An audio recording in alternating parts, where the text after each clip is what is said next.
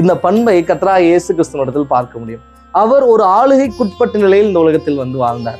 அவர் பிதாவுக்கு முழுமையாக முற்றிலும் கீழ்ப்படிந்தவராய், அவருடைய மீட்பின் திட்டத்திற்கு முழுமையாக அர்ப்பணித்தவராய் அந்த ஆளுகைக்குட்பட்ட நிலையில் வாழ்ந்ததை நாம் அறிந்திருக்க முடியும். இரண்டாவது, அவர் தன்னை ஆளுகை செய்தவராக நாம் பார்க்க முடியும்.